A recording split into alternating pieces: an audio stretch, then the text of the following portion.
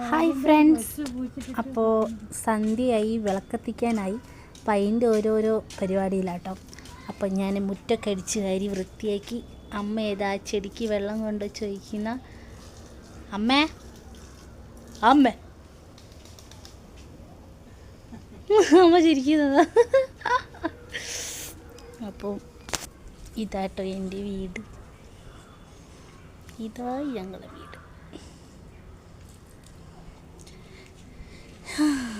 ഇത് തലയിൽ കെട്ടി എന്തിനാണെന്നറിയോ? ഞാൻ മുറ്റടിച്ചരിയായിരുന്നു. അപ്പോൾ തലയിലേക്ക് പൊടി പാറണ്ടാന്ന് വെച്ചിട്ട് ഇത് ഇങ്ങനെ ഫുള്ളുണ്ടായിരുന്നു കേട്ടോ. ഇതിപ്പോൾ ഇവിടെ എത്തി.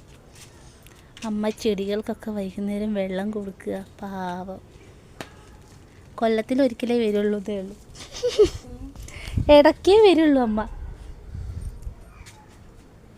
പറയത്തക്ക ചെടികളൊന്നും ഞങ്ങൾക്കില്ലെങ്കിലും ഉള്ള ചെടി കൊണ്ട് ഞങ്ങൾ സംതൃപ്തിയാണ്. അമ്മ കുറച്ച് തുളസി ഉണ്ട്, ചെട്ടിയുണ്ട്, റോസ് ഉണ്ട്, പിന്നെ ഇത് തമ്മിലുള്ളത്, പിന്നെ അമ്മേൻ്റെ കറ്റാർ വാഴ ഉണ്ട്.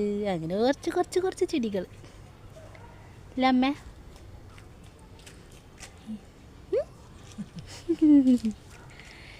അച്ഛൻ മേലേക്കാൻ പോയിക്കുന്നു. പിന്നെ അച്ഛൻ ഇവിടെ ഉണ്ട് കേട്ടോ. പിന്നെ ഇതൊക്കെയാണ്, ഇതാട്ടോ വീട്. ഇതാണ് ഞങ്ങളെ പരിസരം. ഇവിടെ നിന്ന് ഞങ്ങൾ ഷട്ടിലൊക്കെ കളിക്കും കേട്ടോ. പേച്ചീൻ്റെ മോളെ പാലുടി ആയപ്പോൾ ഇവിടെ കാടൊക്കെ വെട്ടി വൃത്തിയാക്കി.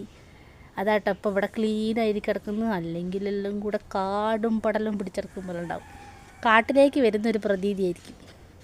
പിന്നെ ഇവിടെ മുകളിലൊക്കെ ഒരു പറമ്പാട്ടോ. ഇവിടെ ഫുള്ള് കാടാണ്. കാട് ഇപ്പം കുറച്ച് വെട്ട് ഇതൊക്കെ റെഡിയാക്കിയിരിക്കുന്നു. പക്ഷെ മഴക്കാലമായാൽ പിന്നെ ഞങ്ങൾ ഈ പറമ്പൊന്നും കണ്ടുകൂടാ. അത് വേറെ ആളെ പറമ്പാട്ടോ. അപ്പം ഇത്രയ്ക്കാണ്. ഇനി പോയിട്ട് വേണം വിളക്കത്തിക്കാൻ. അപ്പോൾ അതാ അമ്മ ഇവിടെ കിണ്ടി കൊണ്ട് ചെയ്യുന്നു. നിങ്ങളെ വീട്ടിലുണ്ടോ ഇങ്ങനെ കിണ്ടിയൊക്കെ തേച്ച് ഈ വെള്ളം വെക്കുന്നത്? ഇവിടെ ഉണ്ട് കേട്ടോ. അപ്പോൾ ഇങ്ങനെ വെക്കുന്നത് ഒരൈശ്വര്യമാണ്. പണ്ടുള്ള ആൾക്കാർ പറയും, കയറി വരുന്ന ആൾക്കാർ കാല് കഴുകാനാണ് കിണ്ടി തേച്ചൊരു വെള്ളം വെക്കുന്നതെന്ന് പറയുന്നത് കേട്ടോ. അപ്പം ഇതിൽ വെള്ളം കൊണ്ടക്കട്ടെ, എന്നിട്ട് വിളക്കത്തിക്കണം. ഓഫീസ് കേന്ദ്രീകരിച്ച് തന്നെയായിരുന്നു അദ്ദേഹത്തിന്റെ ഇന്ത്യയിലും വിദേശത്തുമുള്ള വ്യവസായങ്ങൾ അദ്ദേഹം